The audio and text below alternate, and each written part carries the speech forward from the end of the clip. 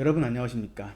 SNS 광고 마케터 1급 7일 단기 완성 해설 강의를 맡은 한국 마케팅 교육 대표 마케터배씨 배노재 소장입니다. 자, 효과적인 학습을 위해서 이 교재 SD에듀에서 나온 SNS 광고 마케터 1급 교재를 반드시 구입해 주시기 바랍니다. 자, 파트 2 이어서 하겠습니다. 지난 강의에서도 파트 2였고요. 파트 2 내용이 계속 이어집니다. 자, 그 중에서도 챕터 1 메타 광고에 대한 내용이 많아서 지난번과 이번 두 개로 나누어서 진행을 하겠습니다. 자, 52페이지를 펴시고요. 52페이지는 4절부터 시작을 합니다. 메타 광고의 원리 및 관리 전략에 대해서 공부를 할 거고요. 자, 제일 먼저 나오는 이야기가 머신러닝에 대한 것입니다. 자, 먼저 머신러닝의 역할에 대해서 알아보겠습니다. 메타에서 광고를 만들면 광고 만들고 광고를 제출하잖아요. 그러면 한 짧게는 몇 시간, 길게는 뭐 반나절 이렇게 머신러닝을 하더라고요. 메타에서 광고를 만들거나 수정하면 광고 관리자가 특정 시간 동안 광고를 최적화하는 활동을 그런 작업을 하는데요. 이런 작업이 머신러닝입니다. 메타에 의하면 머신러닝을 뭐라고 표현했냐면 예측 분석과 알고리즘을 사용하여 적절한 타겟에게 적절한 광고를 보여주기 위한 활동을 한다. 이런 말을 했습니다.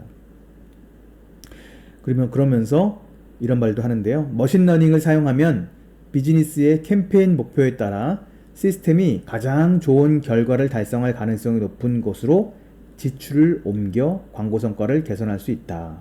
예, 그러니까 지출을 광고 비용을 더 높은 성과를 내는 쪽에 광고비를 더 쓰게 해주겠다. 이런 활동, 그걸 위해서 하는 활동이 바로 머신러닝이란 거죠. 그래서 결국 타겟팅에 누구를 타겟팅하는 게 좋은가? 광고는 언제 더 많이 노출하는 게 좋은가? 어떤 크리에이티브가 더 성과가 좋은가? 노출 위치는 어디가 더 적절한가? 이런 거를 머신러닝을 통해서 알아낼 수 있다는 얘기죠. 자, 머신러닝은 우리 페이스북 광고할 때 어떤 분야에서 사용될까요? 먼저 첫째, 자동 노출 위치. 둘째, 캠페인 예산 최적화. 셋째, 광범위한 타겟. 넷째, 다이나믹 크리에이티브. 요 부분에서 머신러닝이 사용된대요. 자, 좀만 더 설명을 드릴게요. 교재를 참고해 보시면 더 좋겠습니다. 먼저 자동 노출 위치를 사용하면요, 페이스북, 인스타, 메신저 이런 다양한 메타가 운영하는 다양한 매체 중에서 어디에 노출되는 게 가장 비용 효율적인지를 찾아낼 수 있다는 것이죠. 둘째, 캠페인 예산 최적화를 사용할 때 광고 세트 전반에서 예산이 자동으로 관리되게 해서 최저 비용으로 가장 큰 성과를 이끌어낼 수 있는 것이죠. 셋째, 타겟팅할 때 광범위한 매개 변수를 사용하게 되면요, 타겟 규모가 늘어나게 돼요.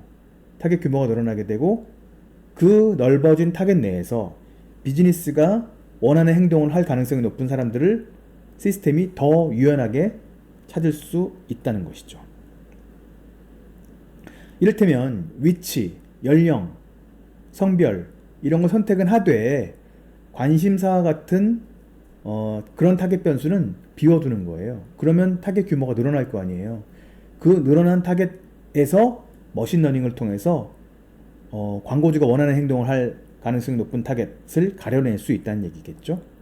마지막으로 다이나믹 크리에이티브는요, 광고주가 크리에이티브 소재의 성과가 좋은 그런 믹스를 만들어서 그 다양한 믹스 중에 어떤 여러 가지 믹스가 있다면 그 믹스를 그 특정 타겟에게는 이러한 믹스, 이러한 광고 버전, 그 B라는 타겟에게는 이러한 광고 버전, 그러니까 광고 버전을 다양한 믹스를 만든 다음에 그 버전 각각을 더 광고 효과가 좋을 타겟에게 그 광고를 넣어주는 것이죠. 이런 것을 다이내믹 크리에이티브라고 하는데 뒤에 또 설명을 드릴 겁니다. 자, 머신러닝 운영할 때 주의할 점 몇 가지. 메타에서 나오는 이야기입니다. 자, 머신러닝 할 동안은 광고 세트를 수정하지 말아라. 수정을 하면 머신러닝이 처음부터 다시 시작하게 된다. 그래서 최적화가 지연되게 된다. 이렇게 말하고 있습니다. 그래서 꼭 필요한 수정만 하라는 것이죠. 또 광고 소재를 너무 많이 가져가지 마라. 그러니까 만들어 놓은 광고가 10개면 10개를 다 학습을 하거든요. 그러니까 광고가 너무 많으면요. 머신러닝 하는 시간이 지연되게 된다고 합니다. 자, 예산도 너무 작게 하지 마라. 이런 얘기도 합니다. 7일 이내에 50건의 최적화 이벤트가 확보되어야 머신러닝이 끝난대요. 근데 이게 끝날 만큼의 예산을 설정 안 해놓으면 머신러닝이 안 끝나겠죠. 그래서 머신러닝 시간이 너무 지연되게 돼요. 자, 그렇습니다. 그리고 마지막으로 예산 변경도 너무 자주 하지 마라 라고 메타에서 공식적으로 권유하고 있습니다. 자, 광고 효과 높이기라는 부분으로 갑시다. 효과적인 모바일 동영상 광고라는 제목으로 두 가지가 나오네요. 광고의 길이는 어떻게 하면 좋을까요? 스토리텔링은 어떻게 하면 좋을까요? 자, 먼저 교재 53페이지를 보세요. 페이스북의 자체 연구 결과가 나오죠? 5가지. 굳이 길게 설명할 필요는 없죠. 그냥 쉽게 쓰여 있는 거니까. 하지만 중요합니다. 꼭 숙지해 주세요. 자, 그 다음에 오른쪽에 나오는 스토리텔링. 자, 동영상 광고를 만들 때 어떠한 순서로 이야기를 풀어나가야 하나. 메타의 최근 공식 문서에는 스토리텔링에 대해서는 잘 안 나오는데, 우리 지난번에 우리 요 출제기관 한국정보통신진흥협회에서 샘플 문제를 배포했잖아요. 거기서 스토리텔링 방식이 나왔습니다. 그래서 책에 실기는 했는데 사실 제가 볼 때 그렇게 중요한 부분도 아니고 최근에 공식 문서에 등장하는 부분도 아니어서 그냥 6가지 소개된 내용이 뭔가만 보시고 이런 뜻이구나 정도만 알아두시면 될 것 같습니다. 자, 그 다음으로 넘어갈게요. 노출수. 자, 지금부터 공부할 거는 뭐냐면 메타 광고 성과, 광고 측정할 때 우리가 광고 측정하는 그 일종의 그 측정치들, 매트릭스 등 여러 가지가 있단 말이죠. 뭐 노출수도 있고 클릭수도 있고 전환수도 있고 클릭률도 있고 등등 여러 가지가 있는데 하나하나 설명을 해드릴게요. 자, 먼저 노출수예요. 노출수는 그 말 그대로 노출된 수, 광고가 게재된, 그러니까 소비자가 어떤 그 사용자가 광고를 본 수겠죠. 영어로는 impression 이렇게 말하고요. 그렇게 말하고 메타의 플랫폼에 따라서 노출을 파악하는 법이 좀 다르대요. 화면 표시 노출 이런 말도 있고 조회 가능 노출 이런 말도 있는데 시험에 나올 정도로 중요한 내용은 아닙니다. 그래서 노출수가 뭔지만 알아두시면 될 것 같습니다. 자, 그 다음에 클릭수예요. 클릭수는 쉽죠? 말 그대로 사용자가 광고를 본 사람이 클릭한 횟수입니다. 클릭을 하면 특정 사이트로 연결되죠. 링크를 통해서 특정 사이트로 가게 되죠. 그래서 어떤 특정 사이트의 트래픽을 늘리는 것을 목표로 할 때 광고주가 클릭수를 중시하겠죠. 자, 그 다음 봅시다. 전환수예요. 전환이란 특정한 행동을 한 횟수를 말해요. 이를테면 그러니까 행동이라고 했죠. 클릭은 행동으로 안 봐요. 클릭은 전환에서 말하는 행동은 아니고 클릭 이후에 어떤 페이지에 갔어요. 그 페이지가 근데 쇼핑몰이야. 쇼핑몰에서 어떤 사람이 그 쇼핑몰에 회원가입을 했어요. 아니면 장바구니에 뭘 넣었어요. 또는 결제를 시작했어요. 또는 결제를 완료했어요. 등등등. 이런 게 바로 전환이라는 거예요. 그래서 특정한 행동이죠. 클릭까지는 아니고 클릭 이후에 발생하는 여러 가지 행동들, 그런 것들이죠. 그래서 그런데 제가 말했듯이 이것은 페이스북을 떠나서 그러니까 클릭이 일어난 거니까 클릭이 일어나서 광고주의 어떤 사이트로 간 거예요. 광고주가 운영하는 사이트로 간 거거든요. 그러면 이 안에서 어떤 행동을 한 거는 페이스북이 알 수 없잖아요. 메타가 알 수 없잖아요. 알 수 없기 때문에 메타가 그러한 활동들을 파악할 수 있도록 뭔가를 심어요. 웹사이트에는 픽셀을 심고요. 앱에는 SDK를 심고요. 오프라인 매장 시스템에는 오프라인 API라는 걸 심어요. 그래서 그런 걸 통해서 메타가 이런 전환 관련된 데이터 같은 거를 수집을 할 수 있게 됩니다. 자, 클릭률은 클릭한 비율이죠. 분모는 노출, 분자는 클릭이에요.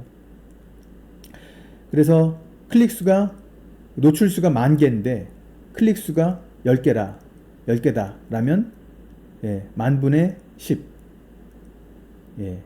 10 나누기 10,000 이렇게 되죠. 그러면 0.1%입니다. 클릭률을 영어로는요 CTR이라고도 부르고요 클릭 스루 레이쇼의 약자입니다. 자, 그 다음 1000회 노출당 전환이란 말이 있네요. 1000회 노출당 전환은 광고가 1000회 노출됐을 때 전환이 얼마나 일어났냐를 알려주는 지표죠. 사실 노출은 되게 많죠. 노출은 되게 많은데 실제로 클릭하는 사람도 확 줄고요. 노출된 사람이 뭐 몇백 명이어도 클릭은 몇 개밖에 안 일어날 수도 있거든요. 그래서 어쨌든 1000회 노출이 됐는데 이를테면 1000회 중에 뭐 100명이 노출되고 100명이 클릭을 했고 이 100명 중에 전환이 5건이 일어났다면 1000회 노출당 전환은 클릭과 관계없이 5건이 되는 거예요. 자, 그렇습니다. 자, 이번에는 광고 지출 대비 수익률에 대해서 알아보겠습니다. 자, 영어로는 Return on Advertising Spend, 약자로는 ROAS라고 합니다. 미국 사람들은 ROAS라고 읽어요. 근데 우리나라에서는 ROAS라고 많이 읽더라고요. 자, 광고 지출 대비 수익률이 무엇일까요? 자, 광고비를 얼마 썼는데 그 중에 매출이 얼마이다를 이제 비율로 나타낸 것이에요. 이를테면 100만 원의 광고를 해서 1000만 원의 매출을 얻었다 라고 한다면 1000만 원, 그러니까 매출 나누기 광고비 이렇게 하는 거예요. 1000만 원 나누기 100만 원 이면 얼마죠? 숫자로 하면 1000만 원 나누기 100만 원이니까 10이죠. 10이고 백분율로는 1000%예요. 그래서 이렇게 되는 거죠. 광고비가 매출의 10%일 때 로아스는 1000%가 되는 거죠. 자, 다른 예를 한번 들어볼까요? 만약에 광고비가 매출의 20%라면 이것은 매출이 100일 때 광고비가 20이라는 얘기 아니에요. 이러면 매출 100 나누기 광고비 20이니까 100 나누기 20은 5죠. 이때 로아스는 500%가 되는 거예요. 그래서 광고비가 매출의 10%일 때는 로아스가 1000이고 광고비가 20%일 때는 로아스가 500%가 되는 것이죠. 이거는 뭐 아주 간단한 계산이니까 여러분도 한번 해보시기 바랍니다. 그 다음 나오는 게 방문 전환율이에요. 방문 전환율은 전체 방문 횟수 중에 이를테면 특정 랜딩 페이지에 방문을 10명이 했는데 그 중에 1명이 물건을 샀다면 100명 중에 1명이니까 1%가 방문 전환율이 되겠죠. 이것도 어렵지 않죠. 클릭 전환율도 사실은 클릭을 해야 방문하는 거니까 방문과 클릭은 거의 비슷하겠죠. 그래서 비슷한데 보는 관점이 다르겠죠. 클릭은 클릭한 시점에서 보는 거고 방문은 클릭의 결과로서 방문한 데서부터 보는 거니까 사실 뭐 보는 관점만 다르고 내용상으로 실제 의미상으로는 거의 비슷할 것 같은데 어쨌든 클릭이 100건 있는데 전환이 1건이라면 100분의 1, 즉 1% 이렇게 되는 것이죠. 자, 이것도 뭐 어려운 개념은 아니고 전환가치란 말이 나오네요. 전환가치란 광고를 통해 얼마의 그 그 수입, 매출이 일어나는 거예요. 일종의 이건 그냥 평균으로 보통 보는데요. 자, 어떤 쇼핑몰에 A, B, C라는 세 명이 왔어요. 세 명이 와서 A는 100만 원어치 사고 B는 200만 원어치 사고 C는 300만 원어치의 옷을 샀어요. 그러면 전체 매출은 600만 원이고 온 사람은 3명이에요. 즉, 한 명당 200만 원의 전환 가치가 나온 거죠. 그래서 이때는 이제 우리가 200만 원이라고 이야기하죠. 일종의 뭐 객단가 뭐 이렇게 말할 수도 있는 거죠. 그런데 이 전환 가치는 광고주의 페이지에서 일어나는 전환이잖아요. 그래서 페이스북이 바로 메타가 바로 알 수는 없어요. 그래서 뭐가 필요해요? 아까 반복해서 말씀드리지만 픽셀을 심거나, 그러니까 웹 페이지라면 픽셀을 심거나 앱이라면 SDK를 설치하거나 오프라인 매장 같은 데여서라면 오프라인 API 같은 걸 설치해서 전환 가치를 알아낼 수 있겠죠. 그 다음에 비용이에요. 비용은 지금 우리가 메타 광고 얘기하는 거니까 메타 광고 비용을 의미한다고 보시면 되고, 자, 이번엔 1000회 노출당 비용이네요. 1000회 노출당 비용은 그냥 말 그대로예요. 1000명이 보았는데 1000명한테 보여지는 비용이 얼마냐. 노출당 비용은 싸요. 매우 쌉니다. 그래서 제 경험상 보통 한 2-3원 정도밖에 안 해요. 노출당 비용은. 물론 이제 타겟팅이 정교하게 들어가면 좀 더 오르긴 하겠지만요. 그래서 2-3원이기 때문에 만약에 미국 입장에서 볼 때 달러로 따지면 2원, 3원은 달러로 엄청 적은 달러잖아요. 그래서 달러를 표시하기 되게 안 좋겠죠. 그래서 너무 단위가 작으니까 1000회 노출당, 1회 노출당은 너무 단위가 작아지니까 1000회 노출당 비용을 써요. 그래서 cost per thousand, 1000명 노출당 비용으로 하는데, thousand란 말 대신 밀이란 말을 쓰대요. 밀. 제가 처음 공부할 땐 이거를 밀레니엄이라고 말하는 사람이 많았는데 더 올바른 말은 밀이더라고요. 밀레니엄은 보통 연도 얘기할 때 주로 쓰는 말이기 때문에 연도랑 관계 없잖아요. 그래서 밀레니엄보다는 밀이라고 쓰는 게 맞고요. 근데 일부 요즘에 마일이라고 말하는 사람은 정말 틀린 거죠. 그건 마일은 MILLE가 아니고 MILE인데 마일은 거리 얘기하는 건데 이건 말도 안 되는 거죠. 그래서 어쨌든 CPM이라고 합니다. 자, 1000회 노출당 비용이고, 그 다음에 클릭당 비용은 CPC. 사실 우리 검색 광고, 그러니까 광고 할 때 클릭당 비용, CPC, CPM을 제일 많이 쓰죠. 자, CPC는 코스트 퍼 클릭이에요. 클릭당 지출되는 평균 비용을 말하죠. 자, 그 다음 전환당 비용은, 전환은 일반적으로 전환이라는 활동이 여러 가지가 있다고 했죠. 회원가입도 전환이고 장바구니 잡는 것도 전환이고 하는데, 보통 우리가 가장 중시하는, 그리고 가장 많이 측정하는 전환은 아무래도 구매죠. 그래서 보통 전환당 비용은 구매당, 구매 한 건당 비용 이렇게 말해도 됩니다. 그래서 어쨌든 이를테면 100만 원의 광고비를 들여서 100건의 전환이 일어났다면 전환 한 건당 비용은 10,000원이겠죠. 그게 바로 전환당 비용입니다. 이번에 방문당 비용이에요. 방문당 비용은 이를테면 10만원 광고비를 들여서 1000명이 방문했다면 방문당 비용은 100원입니다. 사실 방문당 비용, 방문이라는 게 클릭으로 통해 오는 거니까 클릭당 비용하고도 꽤 비슷하다고 볼 수 있겠죠. 자, 이번엔 두 번째로 넘어갑니다. 괄호 2번, 성과 측정을 위한 데이터 수집. 자, 데이터를 수집을 해야 성과 측정을 할 수 있겠죠. 그래서 우리는 이를테면 우리 광고주, 즉 비즈니스가 운영하는 어떤 사이트, 쇼핑몰, 앱 이런 데서 데이터를 긁어와야 돼요.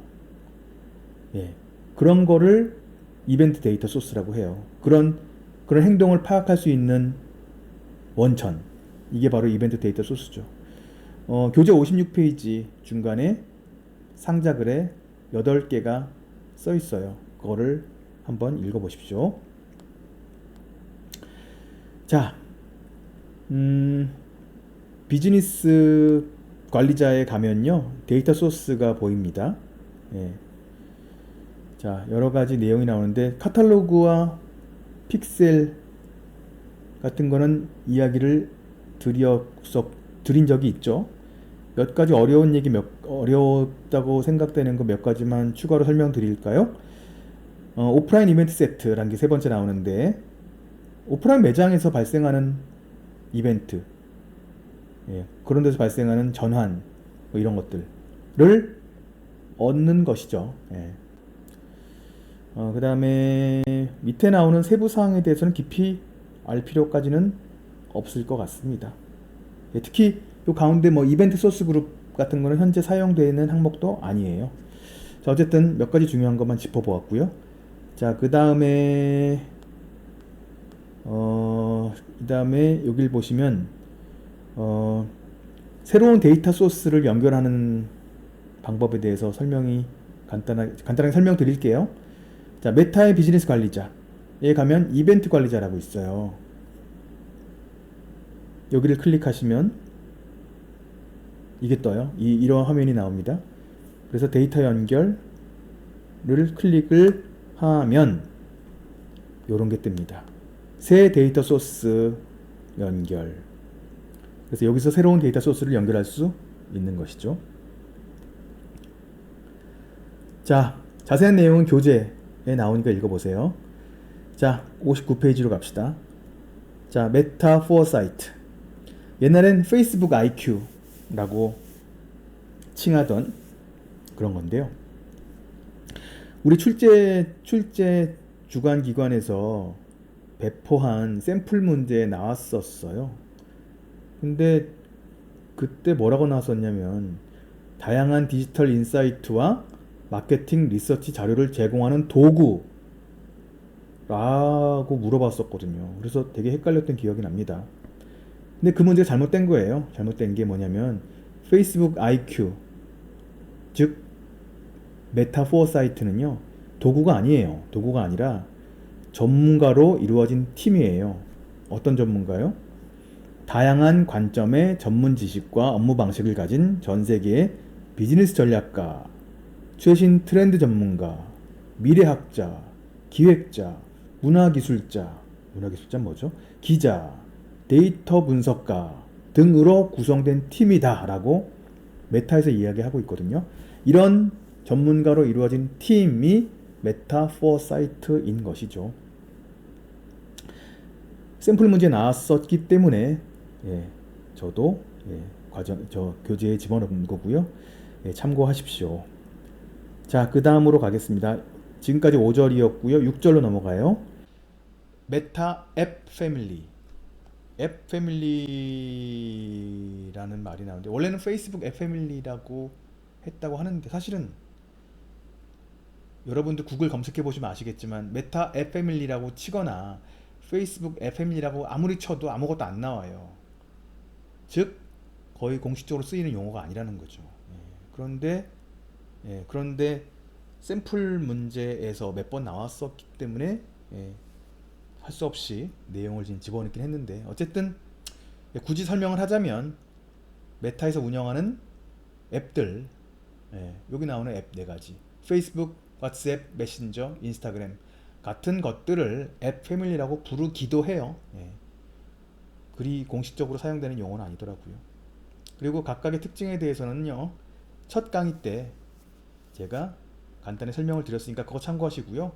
그 다음에 교재 59페이지에 아주 간단하게 설명이 나와 있으니까 교재를 참고하세요.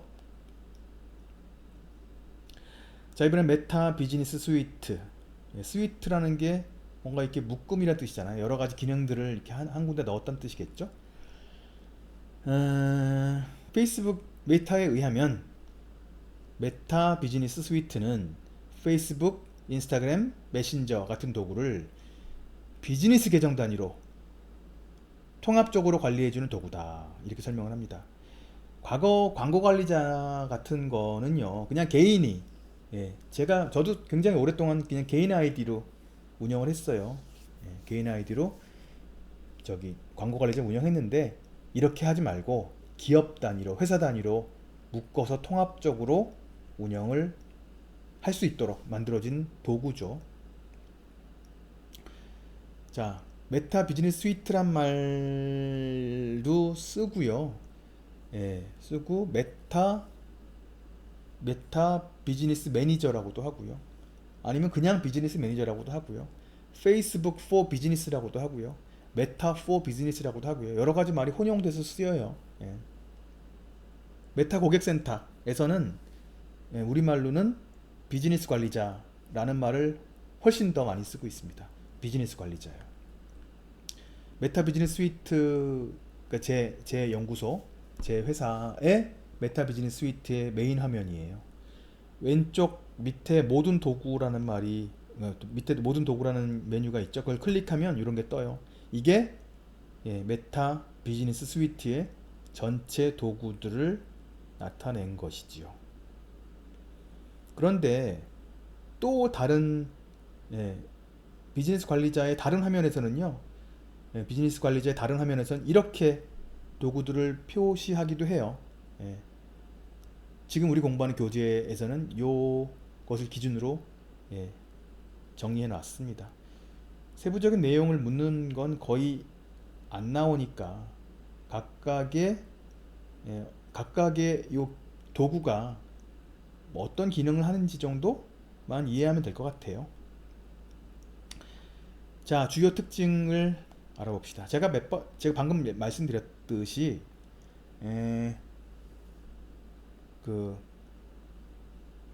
기업 단위로, 비즈니스 단위로 운영할 수 있다는 그런 특징이 가장 크고요.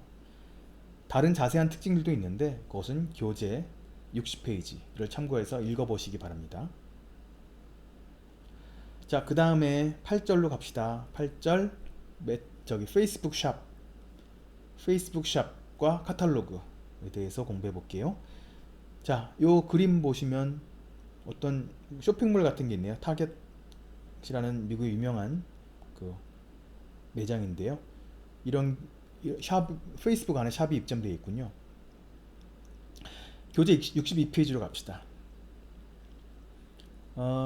페이스북 샵이라고도 부르고 그냥 샵이라고도 부르고 아니면 샵스라고도 부르고요.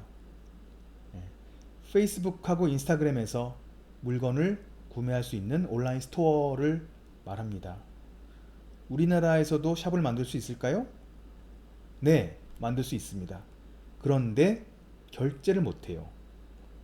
상품 노출, 진열은 할 수 있되 결제를 하려면 스마트 스토어나 무슨 카페24나 다른 페이지로 이동해서 결제를 해야 되기 때문에 그런 게 단점이라면 단점이겠죠. 자, 페이스북 샵의 특징을 봅시다. 일단 샵은요, 페이스북에 노출되기도 하고 인스타그램에 노출되기도 합니다. 근데 관리는 한 군데에 뭐 살 수 있어요? 어디서? 비즈니스 관리자 안에 있는 커머스 관리자 메뉴에서 할 수 있대요. 그게 중요하고요. 나머지 특징은 그냥 참고로만 읽어보십시오. 기본적으로 국내에선 결제가 불가능하기 때문에 샵 내에 자잘한 기능들을 숙지할 필요는 없다고 봅니다. 자, 63페이지로 갑시다. 자, 페이스북 샵을 만드는 단계예요. 샵 만들려면요, 비즈니스 페이지가 있어야 돼요. 페이스북 샵이에요. 페이스북 비즈니스 페이지가 있어야 되고 카탈로그도 있어야 된대요. 근데 원래 미리 만들어 놔도 되고 샵 만들 때 그때 생성할 수도 있고요. 그 다음에 인스타그램에 샵을 만들려면요, 인스타그램 비즈니스 계정이 있어야 된대요. 근데 인스타그램만 만들고 페이스북에는 샵을 안 만들고자 할 때는, 인스타그램에만 샵을 만들 때는요, 페이스북 페이지는 필요 없대요. 아무튼 그런 얘기들이 나옵니다. 교재 참고하시면 되고요. 자, 그 다음에 만들기에 대해 좀 더 자세히 나오는데요. 일단 좀 중복되긴 하는데, 일단 우리나라에서 결제가 안 되고, 그리고 방금 말했듯이 카탈로그가 준비되어 있어야 하고, 그렇습니다. 다이내믹 광고에 대해서 나오네요. 다이내믹 광고가 원래 카탈로그에 있는 상품을 하는 상품에 대한 광고를 다이내믹 광고라고 하거든요. 근데 페이스북 샵을 위해서도 다이내믹 광고를 할 수 있겠죠. 당연히 카탈로그 판매를 위한 거니까. 그런데 예, 우리나라에서는 다이내믹 광고도 못 한대요. 예, 다이내믹 광고를 할 수 있는 나라는 한 10개 정도 되는 것 같은데 63페이지 중간에 나와 있답니다. 뭐 굳이 알 필요 없습니다. 그 나라들 뭐 외울 필요도 없고요. 중요한 건 우리나라에서는 못한다. 우리나라에서는 결제도 안 되고 다이내믹 광고도 못한다 정도만 알아두세요. 자, 그 다음에 카탈로그입니다. 카탈로그는 방금 말했듯이 우리가 광고하고자 하는 모든 상품을 넣어놓은 거예요. 예, 페이스북이나 인스타그램에서 광고하거나 판매하고자 하는 모든 상품을 모아서 예, 저장해 놓은 공간을 카탈로그라고 하죠. 저는 사례로 든 게 침대고요. 침대는 실물 제품이잖아요. 당연히 카탈로그 만들 수 있지만 실물 제품이 아닌 항공 뭐 이렇게 비행기표 그런 거나 호텔 예약 같은 거처럼 실물 제품이 아니어도 카탈로그를 만들 수 있다고 합니다. 그리고 관리, 카탈로그를 관리하려면 어디서 하나요? 이 그림 보시면 메타 비즈니스 관리자의 커머스 관리자, 커머스 관리자에서 카탈로그를 관리할 수 있군요. 자, 카탈로그 사용하면 어떤 장점이 있을까요? 63페이지 교재를 참고하세요. 이건 그렇게 중요하진 않고요. 암기할 필요도 없는데 카탈로그에 대한 이해를 높이는 차원에서 정도 읽어만 보시면 될 것 같습니다. 그리 중요하지 않아서 암기할 필요도 없습니다. 자, 그 다음 카탈로그를 이용해서 상품을 광고하는 방법이 몇 가지가 나오네요. 다이내믹 광고, 컬렉션 광고, 슬라이드 광고, 제품 태그 광고, 협력 광고라는 게 있네요. 먼저 다이내믹 광고. 다이내믹 광고는 카탈로그가 꼭 있어야 돼요. 카탈로그에서 관련 상품을 갖고 와서 온라인에서 그 제품에 관심을 보인 사람들에게 그 관심 제품을 자동으로 노출시켜주는 광고가 다이내믹 광고예요. 근데 다이내믹 광고의 목적은 카탈로그에 들어있는 제품의 판매가 목표잖아요. 그래서 판매를 파악할 수 있어야 되는데 그러기 위해 픽셀을 또는 SDK를 설치를 해야 합니다. 최근에 다이내믹 광고란 이름을 다르게도 부르는데요. 어드밴티지 플러스 카탈로그 광고, 기네요. 어드밴티지 플러스 카탈로그 광고라고도 불린다고 하는데 뭐 다 바뀐 것도 아니고 뭐 그래요. 그래서 두 용어가 혼재되어 쓰입니다. 그러니까 여러분들은 두 용어 다 알아두시는 게 좋을 것 같고요. 하지만 아직까지도 다이내믹 광고란 말을 더 많이 쓰니까 저도 다이내믹 광고란 말을 계속 쓰겠습니다. 다이내믹 광고는 카탈로그에 들어가 있는 제품을 고객에 맞게 자동으로 쏴주는 광고고 결국은 카탈로그에 있는 제품의 판매를 촉진하기 위한 광고이기 때문에 판매와 관련된 다양한 전환 데이터, 그 안에서 일어나는 다양한 활동들을 우리가 캐치해놔야 할 필요가 있겠죠. 그것을 우리가 페이스북이 메타가 그걸 받아와야 되는데 그 이벤트가 5개래요. Search, View 카테고리, View 콘텐트, Add to Cart, Purchase 요 5가지가 있다고 합니다. 그냥 말 그대로 Search는 뭔가를 검색한 거, 카테고리를 본 거, 콘텐트를 제품에 대한 뭐 상세 페이지를 봤으면 View 콘텐트고 뭐 카트에 그 장바구니 넣었으면 Add to Cart고 구입을 완료했으면 Purchase겠죠.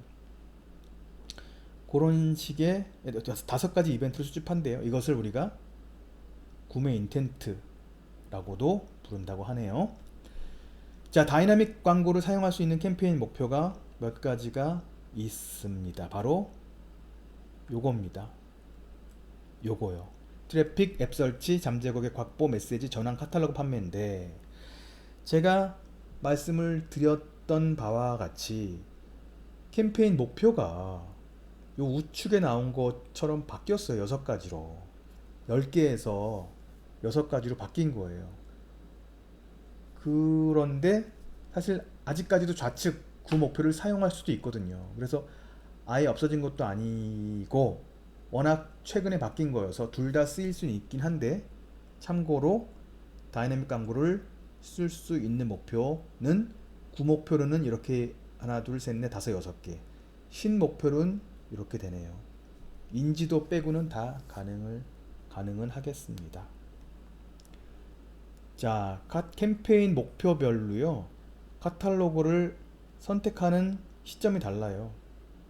이를테면 목표가 카탈로그 판매인 경우, 그리고 목표가 앱 설치인 경우, 또는 잠재 고객 확보인 경우, 또는 목표가 전환인 경우, 또는 트래픽인 경우 다 달라요. 카탈로그를 선택하는 시점이. 예, 그런데 뭐 크게 중요하지는 않지만 그래도 교재에 나와 있습니다. 교재 64페이지에 나오니까요. 읽어 보시기 바랍니다. 자, 그 다음, 자, 다이나믹 광고에 대해서 말했고요. 이번엔 컬렉션 광고예요. 컬렉션 광고는 여기 그림에 나오는 것처럼 위에 큼직한 동영상이나 이미지가 하나가 뜨고요.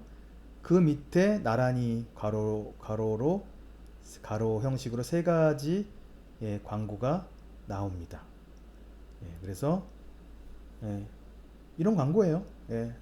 모바일에서만 할 수 있는 거고요. 전체 화면에 나온다는 특징이 있죠.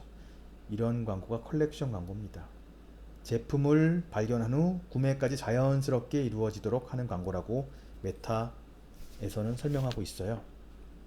자, 그 다음 페이지로 갑니다. 그 다음 페이지 맞죠? 그 다음 65페이지로 갑시다. 자, 슬라이드 광고예요. 슬라이드 광고는 요 화면에 나오는 것처럼 슬라이드 이렇게 뭔가 스토리텔링 비슷하게 이제 뭔가 스토리나 프로세스를 알리기 좋겠죠. 그런데 아무래도 슬라이드다 보니까 각각의 가로 세로 비율은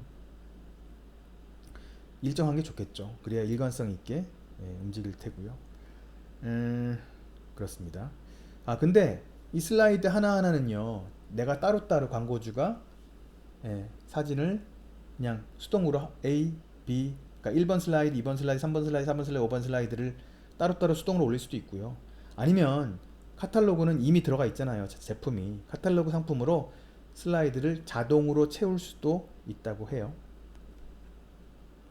자, 그래서 우리가 지금까지 다이내믹 광고, 컬렉션 광고, 슬라이드 광고에 대한 이야기 했고요.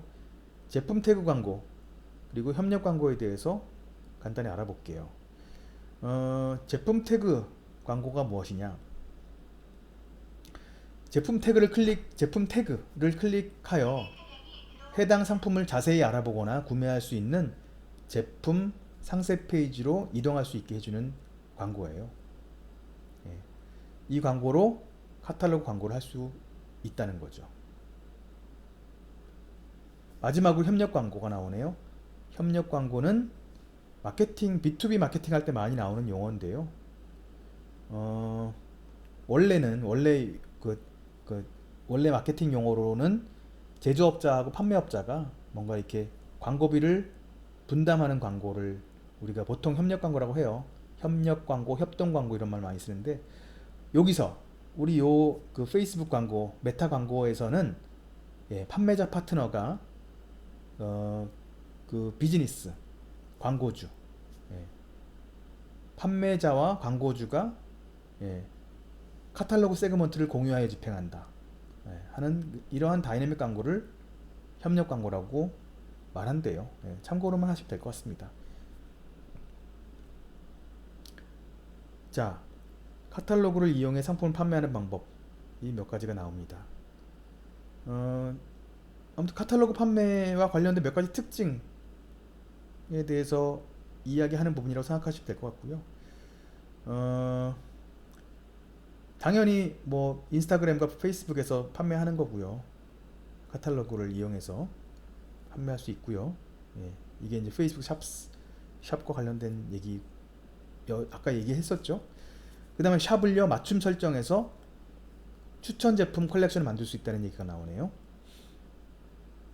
그 다음에 인스타그램에서도 인스타그램 쇼핑을 통해서 게시물과 스토리에서 카탈로그에 있는 제품을 태그할 수 있다.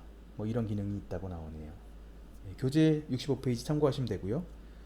그 다음에 차량 판매도 가능하대요.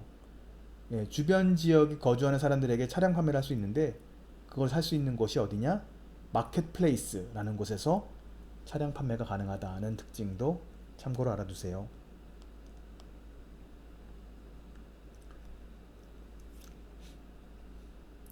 카탈로그는 한 개만 만드는 게 좋을까요? 아니면 여러 개를 만드는 게 좋을까요? 자, 이것에 대해서는 교재 65페이지를 참고하시기 바랍니다.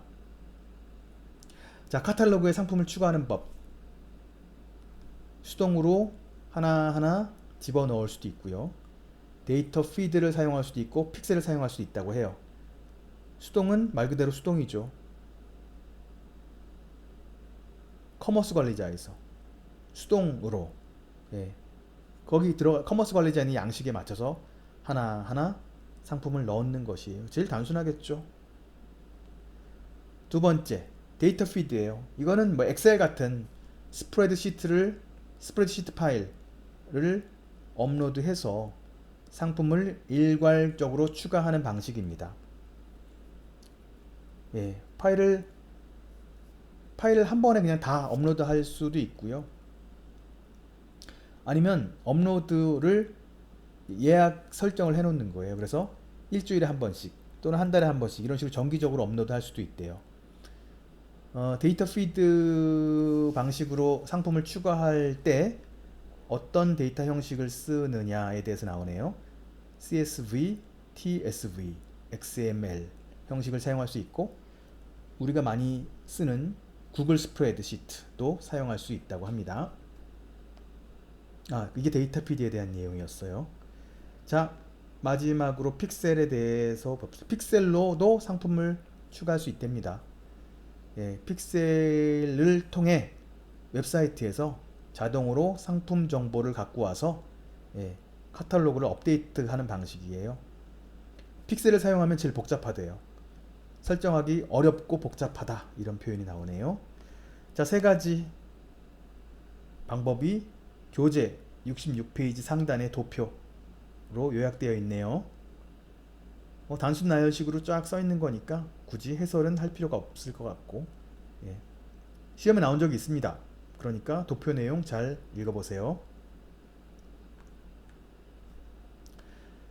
자, 이번엔 구절로 넘어갑시다.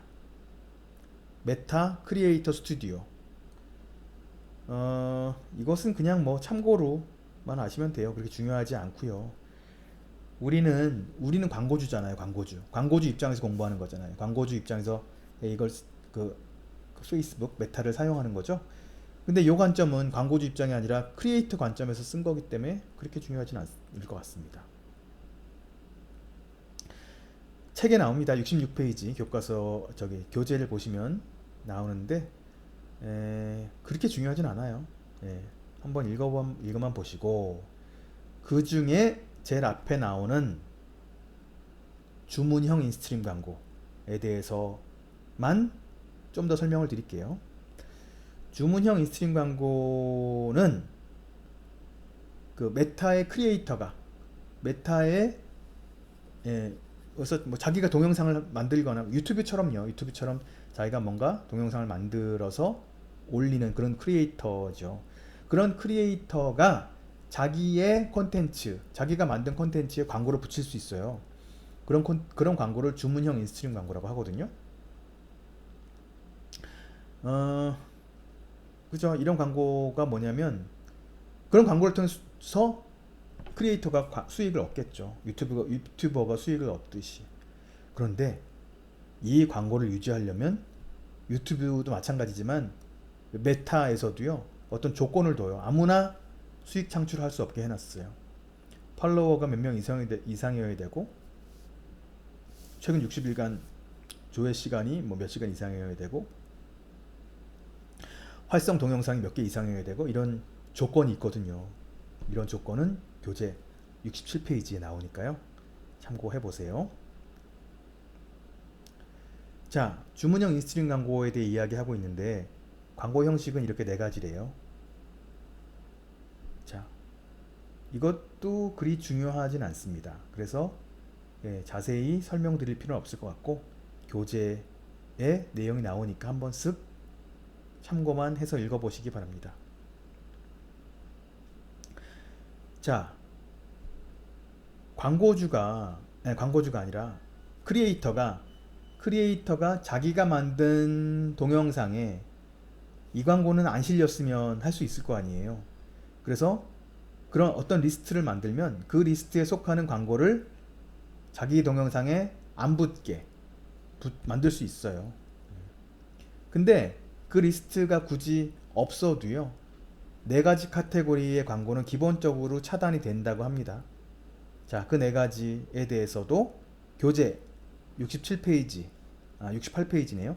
68페이지 상단에 나오는 상자글을 참고하시면 됩니다. 자, 이번엔 10절로 갑시다. 10절.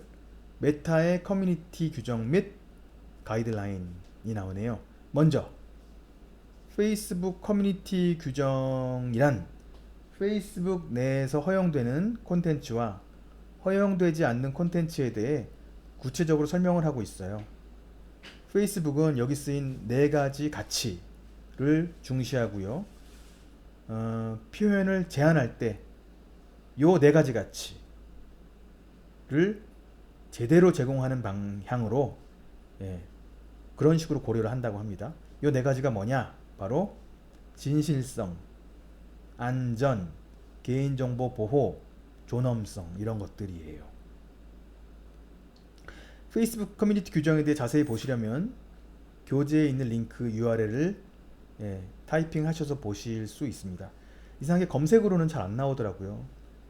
그래서 그 링크 참고하시기 바라고요.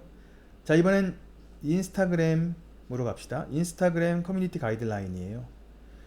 인스타그램은 그 용어가 달라요. 페이스북은 커뮤니티 규정이라고 그러고 인스타그램은 커뮤니티 규정이라고 안 그러고 가이드라인이라는 표현을 쓰더라고요. 자, 그 가이드라인을 가면 헤드라인이라고 해서 중요한 부분, 중요한 어떤 그 중요한 사항들을 이야기하고 있어요. 인스타그램 커뮤니티 가이드라인이란 먼저 얘기 드리면, 자, 이렇게 표현하고 있어요. 인스타그램에서 소중한 커뮤니티를 안전하게 유지하고 보호하기 위해 만들어진 정책입니다. 이렇게 이야기를 하고요. 헤드라인을 한번 읽어볼까요? 자, 직접 촬영했거나 공유할 권한이 있는 사진과 동영상만 공유하세요. 다양한 사람들이 즐길 수 있는 사진과 동영상을 게시하세요. 의미 있고 진심이 담긴 교류에 동참해 주세요. 법규를 준수해 주세요. 인스타그램을 함께 사용하는 커뮤니티 멤버를 존중해 주세요. 자해 행위를 미화하지 말고 도움을 주세요. 그리고 큰 사건은 신중하게 게시해야 합니다. 이런 이야기가 나옵니다. 자, 여기까지가 메타에 대한 설명이었고요. 자, OX 퀴즈로 넘어갑시다. 워밍업 OX 문제입니다. 자, 1번 문제. 메타의 광고를 구성하는 3단계 중 입찰가를 설정하는 단계는 캠페인이다. 입찰가를 설정하는 단계가 캠페인인가요? 아니죠. 입찰가는 광고 세트에서 설정합니다. 정답은 X입니다. 자, 2번 문제예요. 메타 광고 경매에 영향을 미치는 요소는 입찰가, 추산 행동률, 광고 품질이다. 맞는 말이죠. 요 세 가지입니다. 자, 3번 문제로 가겠습니다. 입찰가를 높게 설정한 광고주와 낮게 설정한 광고주가 입찰 경쟁을 하면 높게 설정한 광고주가 항상 낙찰된다. 원래 항상이란 말 나오면 잘 답이 아닌 건 아시죠? 자, 그래서 X인데요. 낙찰 여부를 판단할 때 입찰가가 가장 중요한 건 사실이에요.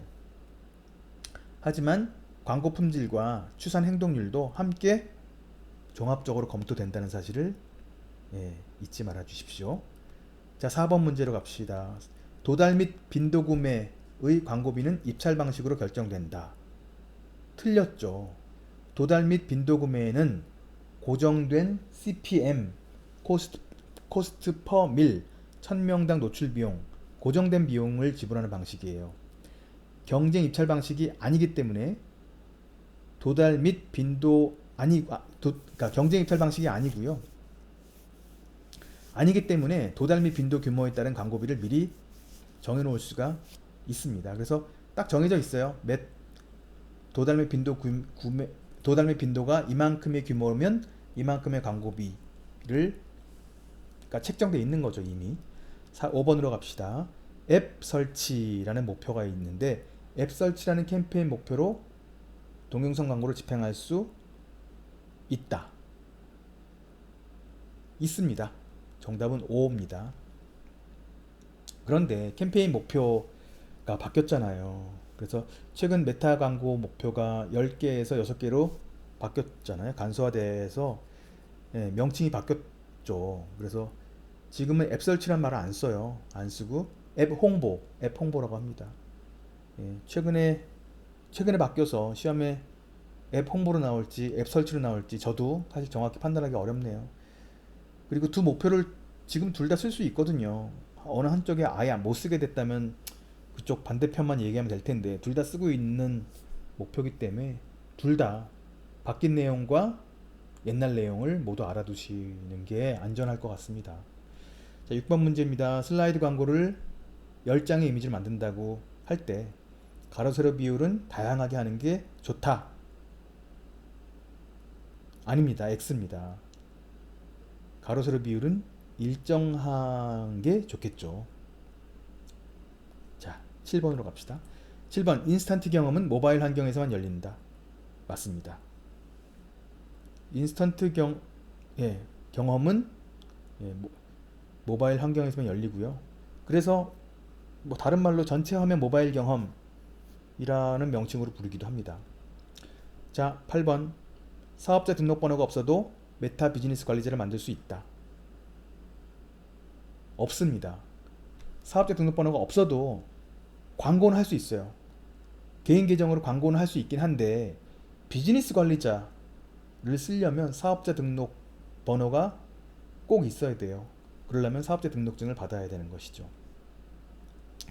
9번으로 갈게요. 비즈니스 관리자 한 명이 여러 개의 광고 계정을 관리할 수 있다. 있죠. 그래서 비즈니스 관리자가 좋은 거예요. 맞는 설명이고요. 5고요. 10번 문제로 갑니다. 인스타그램 광고만 집행하고자 할 때는 페이스북 페이지가 필요 없다. 네, 맞습니다. 죄송합니다. 맞지 않고 인스타그램 광고만 집행할 때도 페이스북 페이지가 필요 없습니다. 제가 그 샵하고 헷갈렸어요. 자, 페이스북 페이지가 필요합니다. 그래서 틀린 거예요. 메타 비즈니스 지원센터라는 데가 있는데요. 이렇게 써 있더라고요.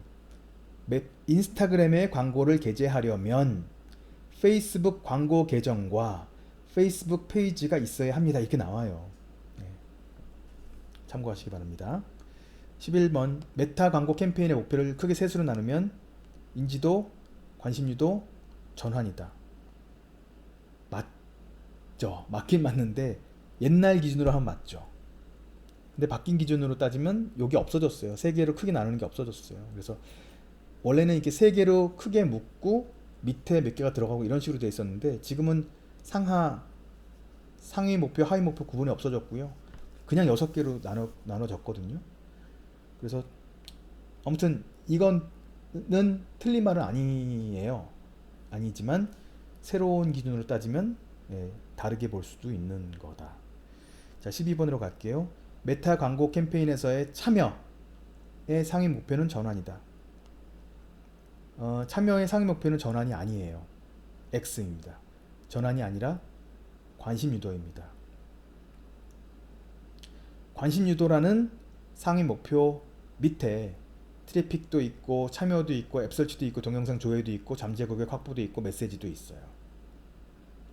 자꾸 제가 반복하지만 그런데 지금은 이제 6개로 간소화됐으니까 이 구분을 쓰이진 않는다는 점 참고하세요. 13번 자꾸 이런 문제가 나오니까 저도 곤혹스럽네요. 이런 문제를 안 할 수도 없고 할 수도 없고 바뀌는 도중이기 때문에. 자, 트래픽은 관심 유도의 세부 목표입니다. 네, 맞습니다. 네.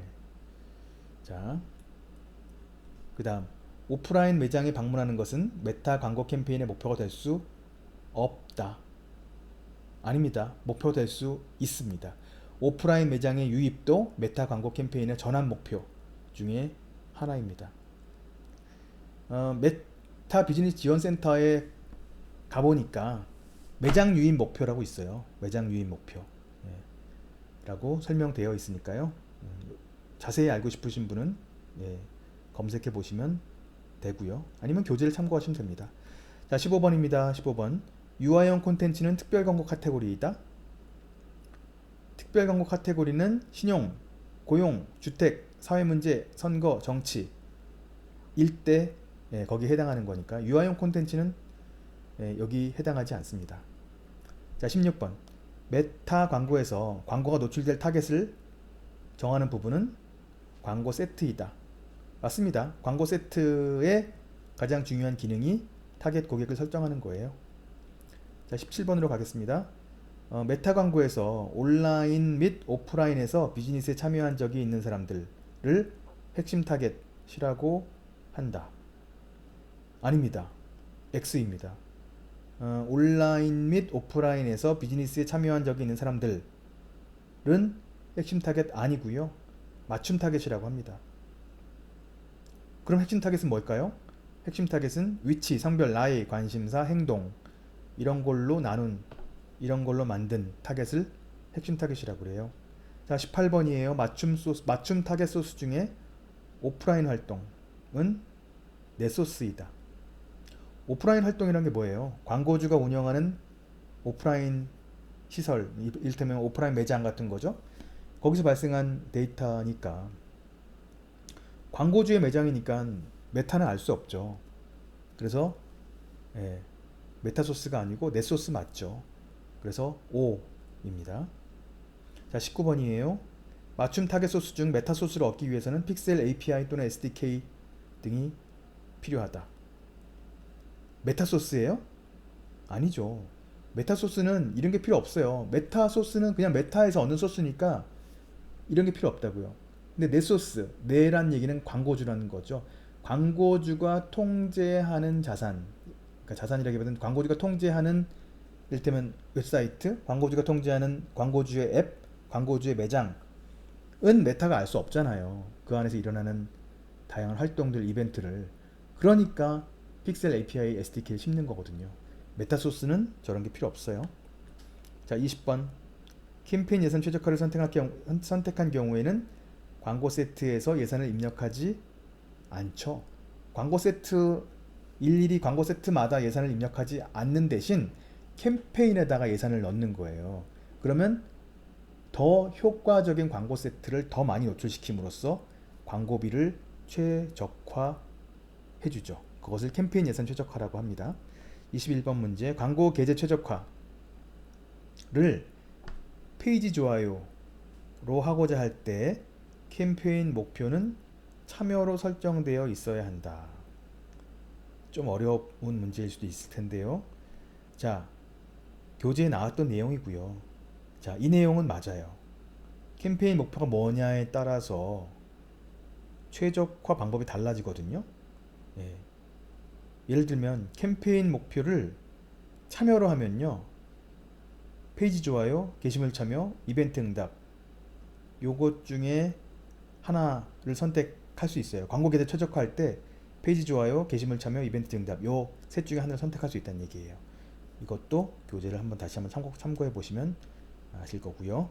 자, 22번으로 갑시다. 이미지와 제목 같은 크리에이티브 요소를 이용하여 타겟별로 버전을 자동으로 생성할 수 있는 기능을 다이내믹 크리에이티브라고 합니다. 다양한 이미지, 다양한 제목, 다양한 크리에이티브 요소를 이렇게 미리 넣어놓는 거예요. 광고주가 넣어놓으면 메타에서, 페이스북에서 알아서 버전을 여러 개 만들어요. 경우의 수가 많이 나올 거 아니에요. 이미지도 다르고 제목도 다르고 여러 가지 다른 크리에이티브 요소들이 있다면 경우의 수가 다르니까 이걸 가지고 믹스를 만드는 거예요. 믹스를 만들어서 저 타겟한텐 요 버전이 제일 좋겠다 해서 그 버전을 넣어주는 거죠. 그래서 광고 효과를 높이는 이런 것을 다이나믹 크리에이티브라고 불러요. 자, 23번이에요. 인스타그램 계정이 없으면 인스타그램 광고를 할 수 없다. 이 말은 틀렸습니다. 인스타그램 계정이 없어도 돼요. 페이스북 계정만 있으면 돼요. 페이스북 계정 정보를 기반으로 인스타그램 광고를 만들 수 있으니까요. 메타에서 광고를 만들거나 수정하면 광고 관리자는 특정 시간 동안 광고 성과를 최적화하기 위한 작업을 시작한다. 이러한 작업을 머신러닝이라고 한다. 머신러닝에 대한 딱 정의네요. 맞는 말입니다. 5. 자, 25번. 머신러닝 중에 광고 수정을 하면 머신러닝을 처음부터 다시 시작합니다. 맞습니다. 그래서 광고 수정을 가능하면 많이 하는 게 좋지 않습니다. 26번. 페이스북 광고에 쓰일 동영상은 세로보다 가로형을 사용하는 것이 좋다. 모바일을 고려해야 돼요. 그래서 가로형보단 세로형이 더 권장됩니다. 27번. 광고의 목표가 트래픽 확보일 때 클릭 수가 높을수록 좋다. 트래픽이란 게 뭐예요? 우리 웹사이트 우리의 웹사이트에 오게 하는 거잖아요. 우리의 쇼핑몰이나 우리가 운영하는 사이트에. 그럼 어떻게 해야겠어요? 클릭 수가 높아져야 트래픽이 높아지겠죠. 그러니까 정답은 맞습니다. 5입니다. 28번. 광고 지출 대비 수익률이 높을수록 광고 효율이 좋은 것이다. 광고 지출 대비 수익률을 우리가 뭐라 그랬죠? 이게 우리나라 말로 하니까 헷갈리시는 분이 더 계실 수도 있어요. 이게 바로 ROAS였죠. 우리나라에서 주로 로아스라고 부른다는 그거죠. 당연히 로아스가 높을수록 좋은 거죠. 그래서 광고 지출 대비 수익률이 높을수록 광고 효율이 좋은 것이다는 5. 29번. CPM은 클릭 퍼 밀리언의 약자이다. 밀리언은 100만이죠. 100만이 아니고 1000이에요. 1000. 그러니까 클릭 퍼 1000인데 1000에 그 로마어로 밀이죠. 그래서 코스트 퍼 밀이 맞고 밀리언은 틀려요. X입니다. 30번 문제. 전환 API를 픽셀과 함께 사용하면 좋대요. 페이스북 광고 캠페인의 성과 및 측정을 개선하는 데 도움이 된다고 합니다. 5입니다. 메타 비즈니스 지원센터에 이런 말이 나와요. 제가 한번 읽어드릴게요. 픽셀과 함께 전환 API를 사용하면 연결 안정성이 높아져서 계제 시스템에서 행동당 비용을 낮추는 데 도움이 됩니다. 이런 말도 나오고, 또 무슨 말이 나오냐면 픽셀을 전환 API에 연결하여 더 많은 이벤트를 공유하면 광고를 최적화하기 위한 더 많은 데이터가 확보됩니다. 이런 표현도 나오고, 또 무슨 말도 나오냐면 전환 API와 픽셀을 함께 사용하면 픽셀이 놓칠 수 있는 웹사이트 이벤트를 공유할 수 있기 때문에 누락을 피할 수가 있습니다. 다 좋은 점이죠. 그래서 전환 API를 픽셀과 함께 사용하는 것이 좋다. 광고 캠페인의 성과 및 측정을 개선해 준다. 이런 말이 나옵니다. 31번. 오프라인 전환을 측정하기 위해 매장 컴퓨터에 픽셀을 설치한다. 픽셀을 설치하는 게 아니라 오프라인 API를 설치하여 측정해야 하겠죠. 메타 비즈니스 지원센터에 보면 이런 말이 나와요. 오프라인 전환 API를 사용하여 오프라인 이벤트 데이터를 페이스북으로 직접 보낼 수 있다. 이런 말이 나옵니다. 픽셀은 주로 웹사이트에 설치하는 것을 말하죠. 자, 32번 문제. 다양한 관점의 전문 지식과 업무 방식을 가진 전 세계의 비즈니스 전략가, 최신 트렌드 전문가, 미래학자, 기획자, 문화기술자, 기자, 데이터 분석가로 구성된 팀을 메타포어사이트라고 부릅니다. 맞죠? 과거에는 페이스북 IQ라고 불렀다고 합니다. 33번이에요. 왓츠앱은 메타에서 운영하는 메신저 앱의 이름이다. 맞죠? 34번. 우리나라의 모바일 메신저 시장에서 카카오톡 다음으로 이용자가 많은 메신저는 메신저이다. 페이스북 메신저라고 보통 말하죠. 근데 원래 이름은 메신저가 맞아요. 자, 맞죠? 참고로 말씀드리면 1위가 카톡이고요. 2위가 메신저고요. 그 다음에 텔레그램, 라인, 위챗 이런 순서대로 쓰고 있다고 합니다. 이건 뭐 그냥 참고로만 알아두십시오. 35번 문제로 갑니다. 페이스북, 인스타그램 및 메신저가 아니라 메신저겠죠. 메신저 도구를 비즈니스 계정 단위로 통합적으로 관리해주는 도구는 메타 비즈니스 스위트이다. 맞습니다. 메타 비즈니스 스위트, 메타 포 비즈니스, 비즈니스 매니저, 비즈니스 관리자 여러 다양한 용어가 쓰입니다. 메타 광고를 만들기 위해 공동 작업자를 추가하고 모의 광고를 만들어 협업할 수 있는 도구를 크리에이티브 스튜디오라고 한다. 헷갈리시죠? 크리에이티브 스튜디오가 아닙니다. 틀렸습니다. 크리에이티브 허브가 맞습니다. 37번 문제로 갑니다. 한 페이지에 동시에 집행할 수 있는 광고의 최대의 수는 250개이다. 예, 맞습니다. 한 페이지에서 동시에 집행할 수 있는 광고의 수는 250개래요. 자, 38번으로 갑시다. 우리나라에서 페이스북 샵의 결제 기능을 이용할 수 있다? 없다고 몇 번 말씀드렸죠? 결제 기능은 현재 미국에서만 가능하대요. 39.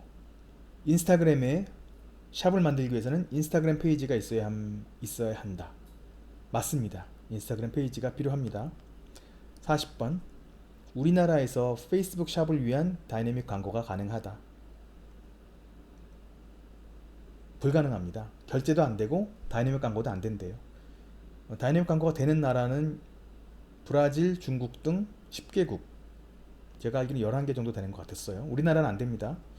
자, 페이스북과 인스타그램에서 광고하거나 판매하려는 모든 상품을 담아 놓은 공간을 카탈로그라고 한다. 예, 카탈로그에 대한 정의죠. 맞는 말입니다. 자, 제품뿐만 아니라 호텔, 항공 등 서비스에 대해서도 카탈로그를 만들 수 있다. 만들 수 있습니다. 설명드렸죠. 43번. 카탈로그 없이도 다이내믹 광고를 만들 수도 있다. 틀렸어요. 다이내믹 광고는 꼭 카탈로그가 있어야 됩니다. 최근에 다이내믹 광고를 부르는 명칭이 하나 또 생겼는데 어드밴티지 플러스 카탈로그 광고라고 부르거든요. 다이내믹 광고를. 예. 그런 걸 보니 어드밴티지 플러스 카탈로그 광고라고 하는 거 보니까 당연히 카탈로그가 필요하다고 알 수 있겠죠. 자, 그 다음 문제로 갈까요? 44번. 뷰 콘텐트는 다이내믹 광고를 위해 수집하는 이벤트 중 하나입니다. 맞습니다. 뷰 콘텐트도 있고 서치도 있었고 뷰 카테고리, 애드 투 카트도 있었고 퍼처스도 있었죠. 5가지는 시험에 나온 적이 있었고요. 샘플 문제도 나왔었고 기출 문제도 나왔었으니까 잘 알아두시면 좋을 것 같습니다.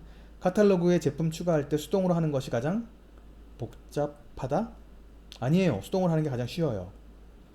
가장 덜 복잡해요. 제일 복잡한 건 픽셀로 하는 것이에요. 46번. 메타의 크리에이터 스튜디오는 광고 관리자 내의 기능 중 하나이다. 크리에이터 스튜디오는 광고 관리자랑 관계없어요. 광고 관리자는 광고주가 하는 거고요. 크리에이터는 광고주가 아니잖아요. 광고가 실리는 어떤 그 창작물을 만드는 사람이니까요. 광고주하고는 완전 다른 개념이죠. 주류 광고는 기본적으로 차단된다. 예, 맞는 말이긴 한데 제가 문제 낼 때 약간 좀 앞에 내용을 자세히 제가 안 써서 헷갈릴 텐데요. 앞에 좀 뭔가 살을 붙여서 좀 구체화 시키면 명확히 하기 위해 살을 좀 붙이면요.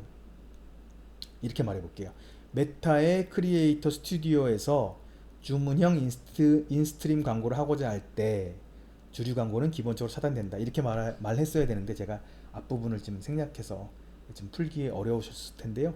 어쨌든 그렇게 문제를 보강한다면 맞는 문장입니다. 자, 메타에 올린 크리에이터의 창작물에 주문형 인스트림 광고를 붙이기 위해서는 크리에이터의 팔로워가 1000명 이상이어야 한다. 아닙니다. 틀렸습니다.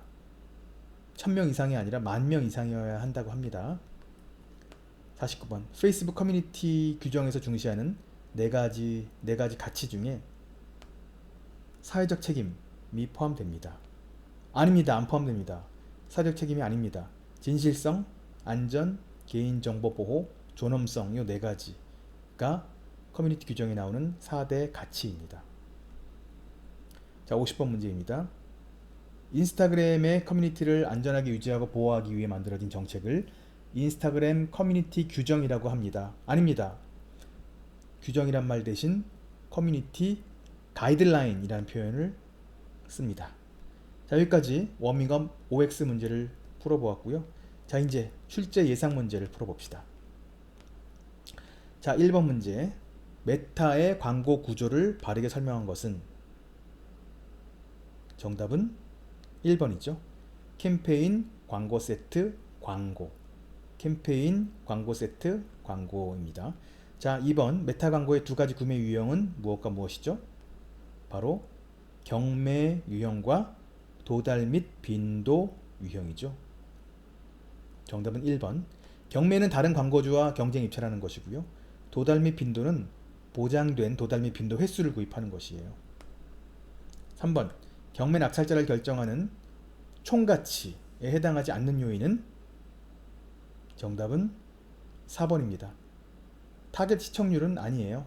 타겟 시청률은 거기 포함되지 않습니다. 자, 4번 문제.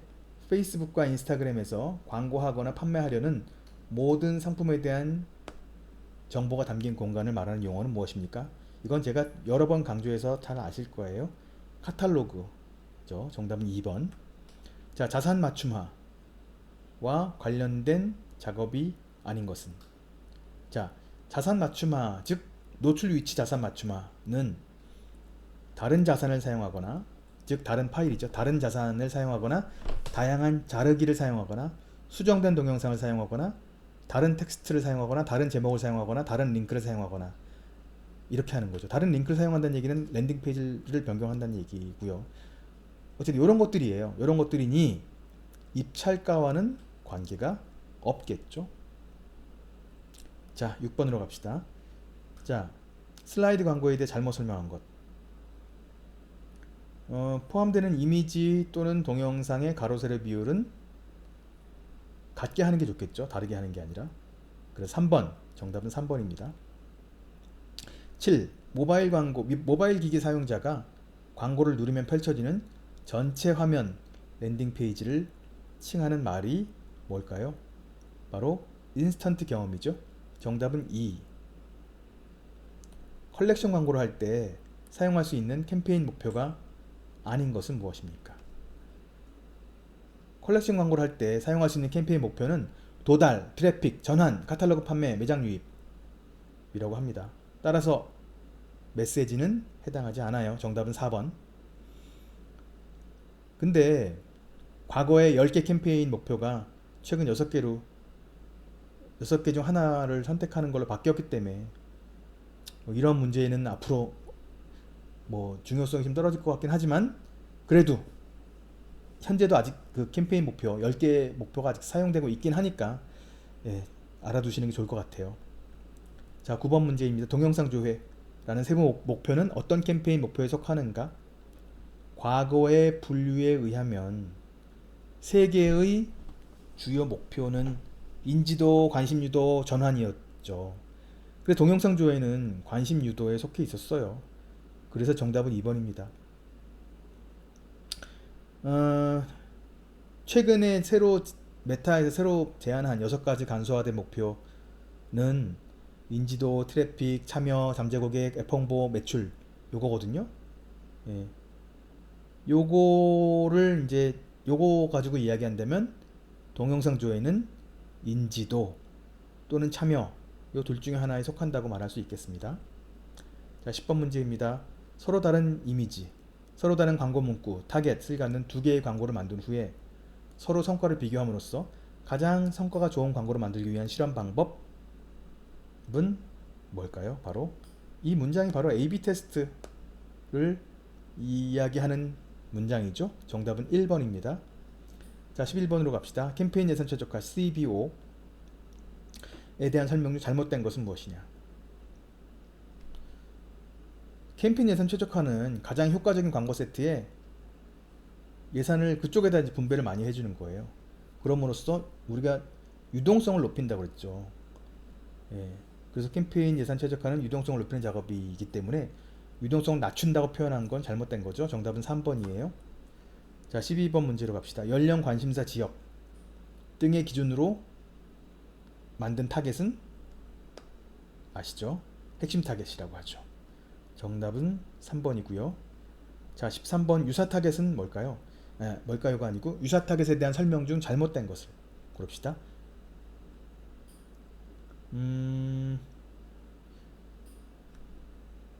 API를 사용해서 광고주 웹사이트에서 얻은 타겟, SDK를 사용해서 광고주의 앱으로부터 얻은 타겟, 이것은 유사 타겟인가요? 아니죠. 그걸 맞춤 타겟이라고 했죠. 그래서 4번이 틀린 겁니다. 자, 다이내믹 크리에이티브에 대한 설명 중 잘못된 것은 다이내믹 크리에이티브는요, 타겟에 따라서 다양한 버전을 만들어 놓은 다음에 타겟에 따라서 그 버전을 쏴주는 거거든요. 그래서 그 전체 성과는 알 수 있어요. 전체 성과는 알 수 있는데 버전당 성과는 몰라요. 따로따로 알 수가 없어요. 그래서 버전 각각의 성과를 비교할 수 없기 때문에 다이내믹 크리에이티브를 A/B 테스트 대용으로 사용하는 것은 적절치가 않다고 메타에서 이야기하고 있어요. 자, 15번 메타 광고의 마지막 단계인 광고, 캠페인, 광고 세트, 광고가 맨 뒤에 있죠. 광고에서 결정하는 사항은 무엇일까요? 정답은 4번 언어죠. 16번으로 갑시다. 다음 중 광고의 성과를 추적하기 위한 행동이 아닌 것은? 자, 2번을 봅시다. 2번 SDK는 모바일 웹사이트에 설치하는 건가요? 아니죠. 모바일 웹사이트 아니고요. 모바일 애플리케이션에 설치하는 것이에요. 그래서 틀린 답이 2번입니다. 17번 페이스북 모바일 동영상 광고 할 때 추천되는 사항이 아닌 것은 무엇일까요? 이것도 몇 번 제가 말씀드렸지만 모바일 동영상은 세로가 권장되죠. 세로 방향이 가로가 아니고요. 자, 18번 사람들이 비즈니스 웹사이트, 모바일 앱 또는 매장에서 취하는 행동, 이를테면 조회, 장바구니 담기, 구매, 이런 걸 추적한 것을 뭐라고 합니까? 바로 이벤트 데이터 소스. 이벤트 데이터 소스가 아무튼 그런 걸 말하는 거죠. 그래서 예를 들면 카탈로그, 픽셀, SDK, 오프라인 이벤트 같은 것들을 이벤트 데이터 소스라고 하죠. 자, 19번 페이스북 샵에 대해 잘못된 설명. 인스타그램에서는 판매할 수 없는 게 아니고 있습니다. 인스타그램에서 판매할 수 있기 때문에 정답은 3번입니다. 자, 20번이에요. 페이스북 커뮤니티 규정에서 중시하는 4가지 가치에 속하지 않는 것. 그 4가지가 뭐였죠? 진실성, 안전, 개인정보 보호, 존엄성이죠. 정답은 4번이 속하지 않습니다. 자, 여기까지 챕터 1 메타 광고에 대해서 모두 알아보았습니다. 자, 여러분 감사합니다.